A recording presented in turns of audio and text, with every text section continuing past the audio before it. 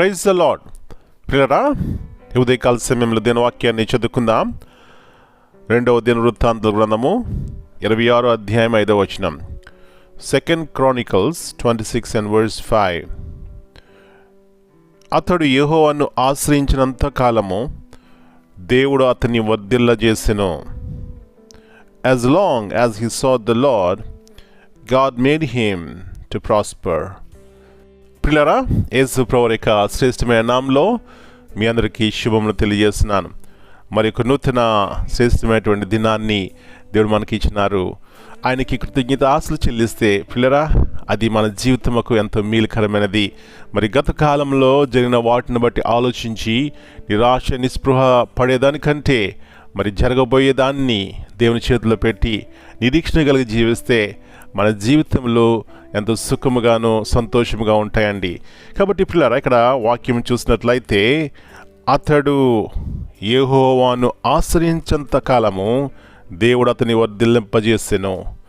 ఎవరినంటే ఉజ్జియా. పిల్లరా, అతడు దేవుని ఎదుట యథార్థముగా నడుచుకునేను అని వాక్యం సెలవిస్తుంది. అంటే తను చేసే ప్రతి పనిలో కూడా దేవుని యొక్క చిత్తమును దేవుని ముందు పెట్టి చేస్తూ వచ్చాడు. కాబట్టి పిల్లరా, అతడు వర్ధిల్లెను అని వాక్యం చెప్తుంది. నా ప్రియ సహోదరి, ఈ ఉదయకాల సమయంలో నీ ఆలోచనలు నీ పనుల్లో దేవుని ముందు పెట్టగలుగుతున్నావా? లేకపోతే చేసిన తర్వాత దేవుని చిత్తమును కనుగోవాలనుకుంటున్నావా? చాలాసార్లు మరి విశ్వాసులు చేసేటువంటి పొరపాటు ఏమిటంటే అన్నీ చేసేసిన తర్వాత ఇది దేవుని చిత్తమా కాదా అని ఆలోచిస్తారు. అట్లా కాకుండా మొట్టమొదటిగా ప్రభువా, ఈ పని చేస్తున్నాను, ఇది దేవుని చిత్తమా కాదా అని దేవుని అడిగినట్లయితే పిల్లరా, దేవుడు ఎంతో జ్ఞానం ఇస్తాడు, డైరెక్షన్ ఇస్తాడు. తద్వారా చేసే ప్రతి పని కూడా సఫలమవుతుంది. సాతానుడు పిల్లలు ఆయా రీతిగా మన జీవితాన్ని దొంగిలించాలని చూస్తాడు. మరి వాటి నుంచి జయం చూడాలంటే మరి దేవుని యొక్క ఉద్దేశములు, దేవుని యొక్క తలంపులు మనం కలిగి ఉండాలి. అప్పుడే మన జీవితాల్లో ఆరోగ్యము, ఆత్మ సంబంధముగా, శరీర సంబంధముగా మరి మేలు చూస్తాం. పిల్లరా, ఇలాంటి కృప దేవుడు మనం ప్రతి ఒక్కరికి దయచేయనుగాక. ప్రార్థన చేసుకుందాం. కృపగల దేవా, ప్రేమల తండ్రి, మరి యొక్క నూతన శ్రేష్టమైనటువంటి ఉదయకాల సమయాన్ని బట్టి మీకు వందనాలు చెల్లిస్తున్నాం. మరొకసారి మీ వాక్య సత్యంలో మమ్మల్ని నడిపించడానికి ఆయా రీతిలుగా మాతో మాట్లాడుతూ మమ్మల్ని బలపరుస్తూ ప్రభువా, ఏది శ్రేష్టమైనదో ఏది ఉత్తమమైనదో అది మాకు బోధిస్తున్నారు. అందును బట్టి మీకు వందనాలు చెల్లిస్తున్నాం. ప్రభువా, ఉజ్జియా గురించి ఎంత చక్కగా ప్రభువా మీరు మాట్లాడుతున్నారు. అతడు యెహోవాను ఆశ్రయించినంత కాలము దేవుడు అతన్ని వర్ధిల్లజేసెను.